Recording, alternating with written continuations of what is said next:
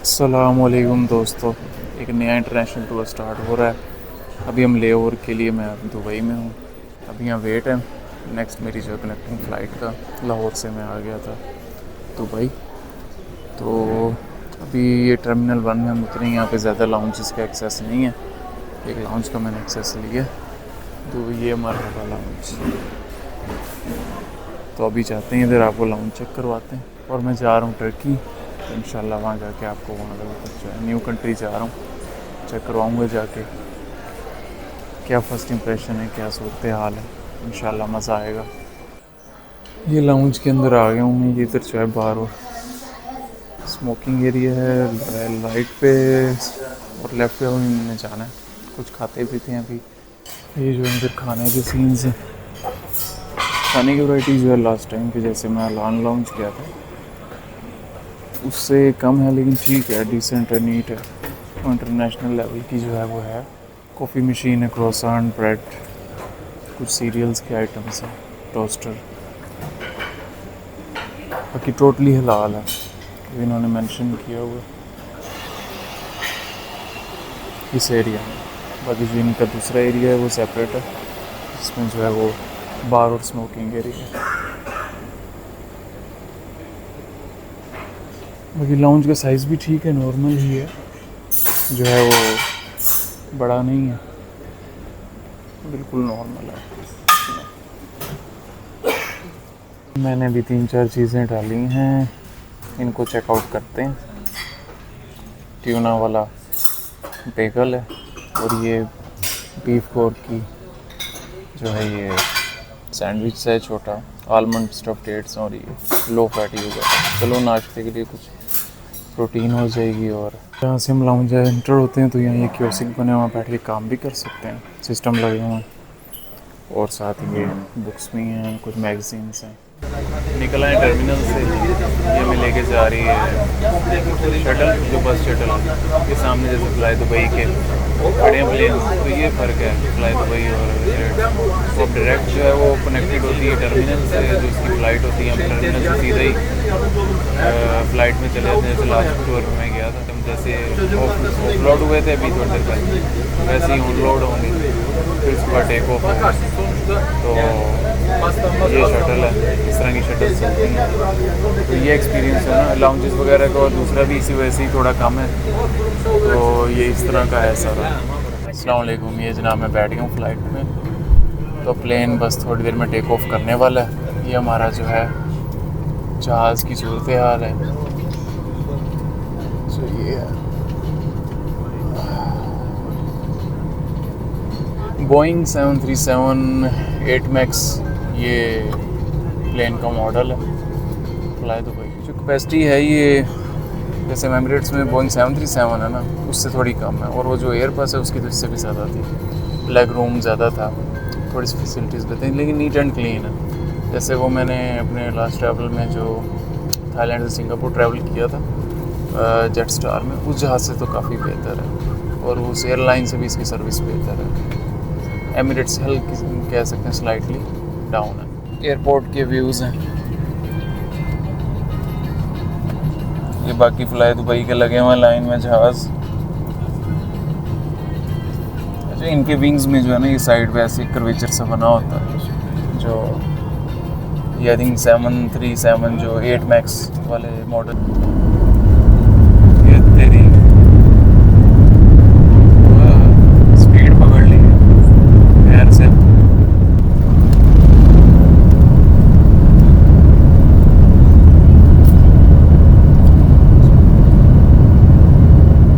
जी माशाल्लाह, खूबसूरत दुबई के नज़ारे हैं, साथ समंदर नज़र आ रहा है।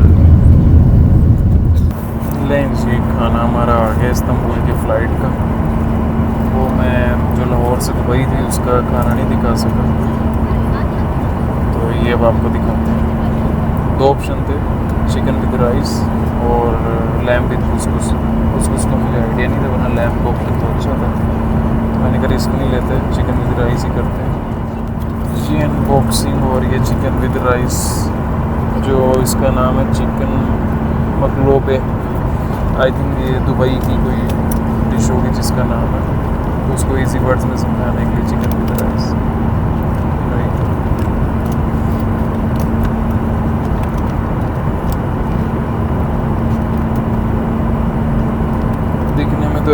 ये जैसे नमकीन राइस हैं या पुलाव और उसके ऊपर बोटियाँ डाली हूँ। बाकी खा के मैं आपको एक्सपीरियंस करके बताता हूँ। बिस्मिल्लाह।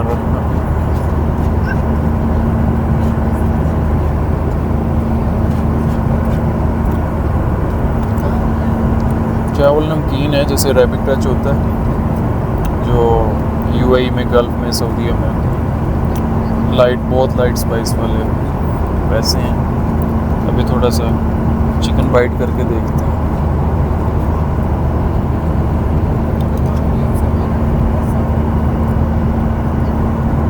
चिकन ठीक है माशाल्लाह, टेंडर है और टेस्टी है। माइल्ड स्पाइस में ही है जैसे अरेबिक फूड होती है, लेकिन बहुत ज़्यादा माइल्ड भी नहीं है कि जैसे हम पाकिस्तानी पैलेट पे जो है ना खाना मुश्किल हो रहा हो, ये बिल्कुल फीकी लग रही हो, तो बिल्कुल डिसेंट और खाई जा सकती है। पोर्शन ऐसा है बहुत ज़्यादा भी नहीं, बिल्कुल कम भी नहीं है। फ़्लाइट के लिए आई थिंक एनफ है। तो एक और बाइट लेते हैं।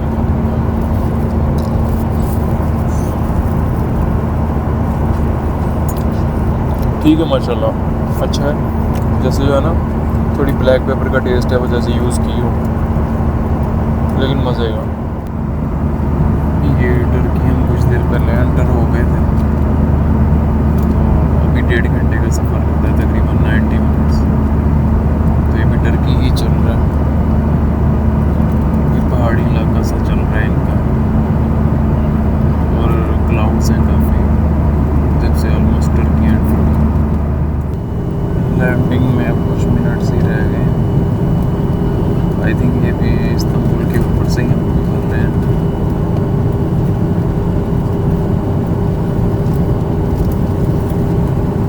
काफ़ी डेवलप्ड है लेकिन हिली एरिया है, जिस तरह पहाड़ियों के ऊपर है ना, ऊपर नीचे के आसपास सारा जो है ना हिली, आसपास सारा हिली ट्रेन है। ये बिल्डिंग्स हैं,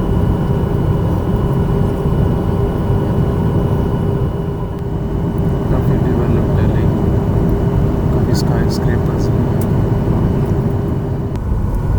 लैंडिंग अब होने वाली है, बिल्कुल करीब है।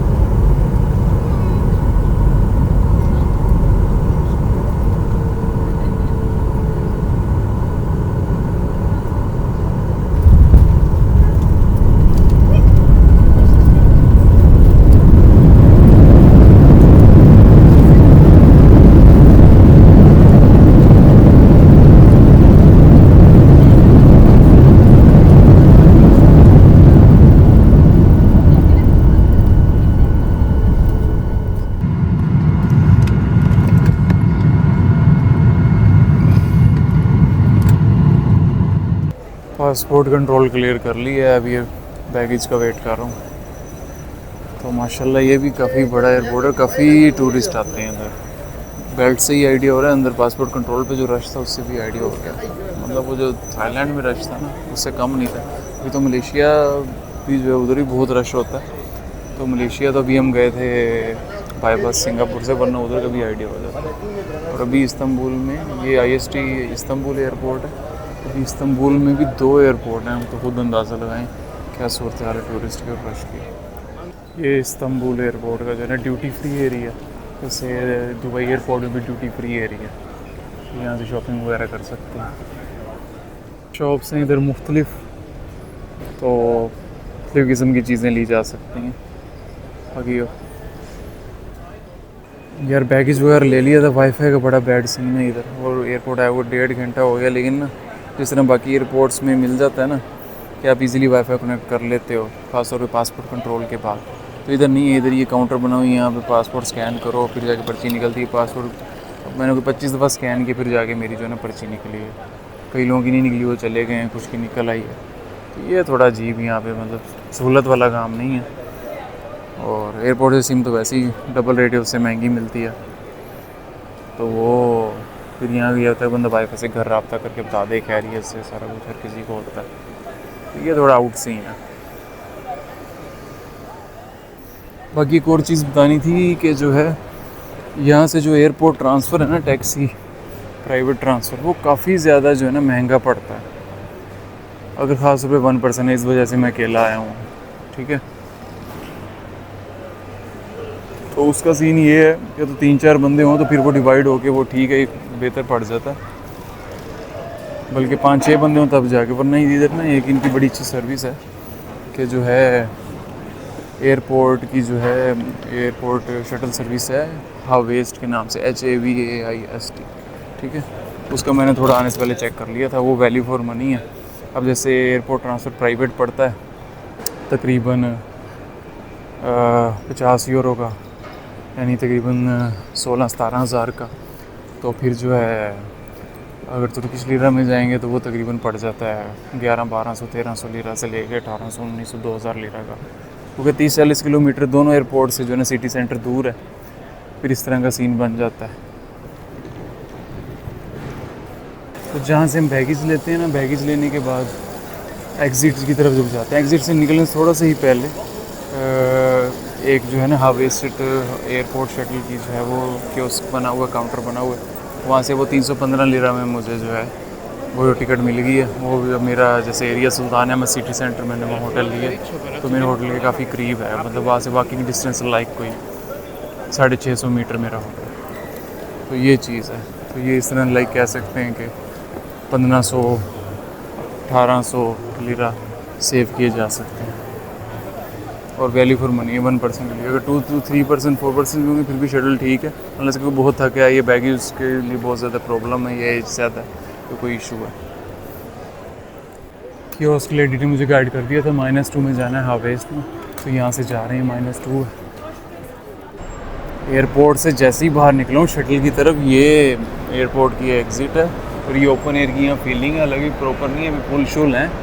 यहाँ जैसे फुल ठंडे फ्रीज़र चल रहे हैं, क्योंकि लाहौर और पाकिस्तान से यहाँ तकरीबन जो है 10 से 12 डिग्री का डिफरेंस है, और कपड़े वैसे ही पहने हुए हैं, टी-शर्ट और जीन्स।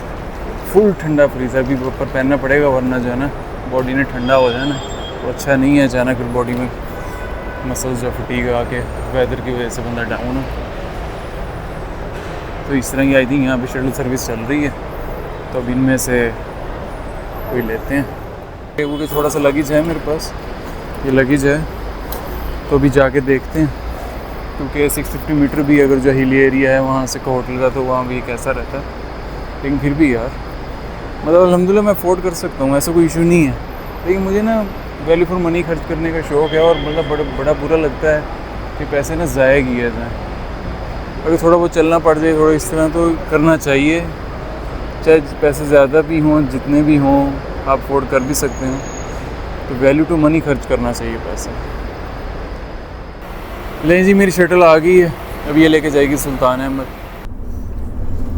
बस जो है स्मूथली जा रही है माशाल्लाह, काफ़ी कंफर्टेबल बस है, सॉफ्ट है इसकी सस्पेंशन और अच्छी क्वालिटी की है। और पार्शली शायद इसलिए भी है कि ये मर्सिडीज़ बेंज की है। बाकी टर्की में लेफ़्ट हैंड ड्राइव है, ये ड्राइवर साहब हमारे लेफ़्ट हैंड साइड पे बस भी लेफ़्ट हैंड ड्राइव है, जिस तरह यूरोप में है। शहर में दाखिल हो गए हैं, मैं समझा ये कोई इम्पोर्टेंट लैंडमार्क है, लेकिन मेरे साथ जो बैठे हैं बता रहे हैं कि ये रेगुलर मॉस्क है। अच्छी लग रही, खूबसूरत लग रही है रात के टाइम में लाइटिंग की वजह से। शटल ने उतार दिया हमें, ये सुल्तान अहमद स्टेशन है। तो ये सूरत हाल है, अभी 10:15 हो रहे हैं रात के। Okay, thank you very much brother. ये ईरानी हैं, ये आते जाते रहते हैं, थोड़ी गपशप हुई है रास्ते में, कुछ जगहों का इन्होंने बताया। तब जाते हैं होटल ढूंढते हैं, अभी सिम नहीं ली, वरना इजीली मैं गूगल मैप लगा लेता। अब ढूंढता हूँ किस तरफ है, गलत ना चला जाऊँ, लगेज के साथ जो है ना ज़रा मुश्किल हो जाएगी।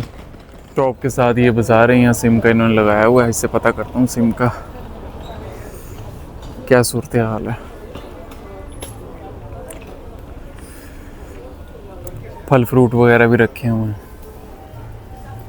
अभी 2:15 हो रहे हैं, वाइब अच्छी है, अभी बहुत ज़्यादा रश नहीं है, लेकिन वेदर भी अच्छा है, पर पहन के भी हल्की सी ठंड लग रही है, बंद नहीं किया। और अभी रौनक है, म्यूज़िक चल रहा है हल्का सा।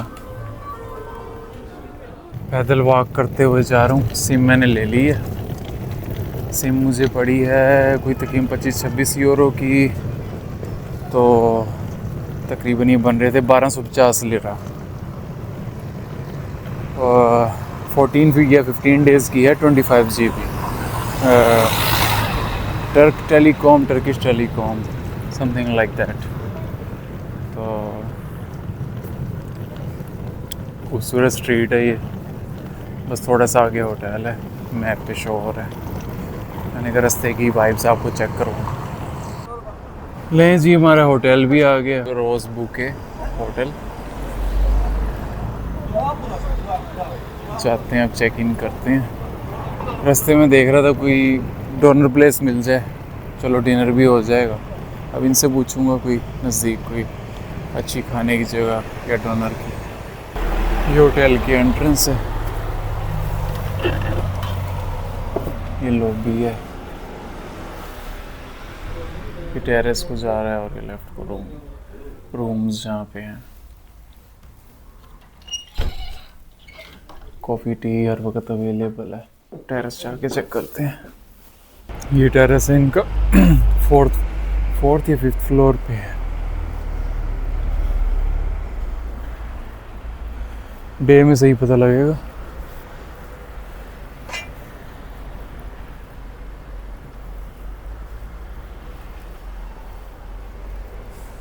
आई थिंक यहाँ सामने सी व्यू है। बस ये पास एक जगह नज़र आई है। अभी मैंने कहा फिर इधर से कुछ खा पी लेते हैं, अब लेट हो गया काफ़ी, फिर सोना भी है, कल रात भी नहीं सोए। तो ये है ऐसा रेस्टोरेंट है, इनके पास डोनर रैप वगैरह भी हैं, बर्गर भी है, और ये माहौल इन्होंने बनाया हुआ है। अभी मेरे पास टाइम होता तो मैंने और जगह जाना था, घूमना था, और खो खो वगैरह पे भी लगे होते हैं डोनर, लेकिन अब काफ़ी लेट हो गया है। तो ये होटल के पास ही आई थिंक 200-300 मीटर दूर है। ये चिकन रैप जो हमारा रेगुलर शवारमा है उससे आई थिंक थोड़ा सा बड़ा है। अगर हमारा जो पाकिस्तान में बड़ा शवारमा होता है, आई थिंक वो इतना को होगा तो बड़ा होगा, तो साइज़ में थोड़ा सा बड़ा है उससे, अगर उससे कंपेयर करें। Let's see it now. Almost ऐसा है जैसे तंदूर की रोटी के अंदर ना चिकन लगा हुआ सैलड है, लेकिन अच्छा लग रहा है। सॉसेज नहीं है कोई ज़्यादा, लेकिन ठीक है, टेस्ट खाने वाला है। ये था हुनकर रेस्टोरेंट। अब पता नहीं ये के लोग कैसे प्रोनाउंस करते हैं, हुनकर इसका नाम था। बाकी ये आगे थोड़ी सी गली वगैरह मार्केट।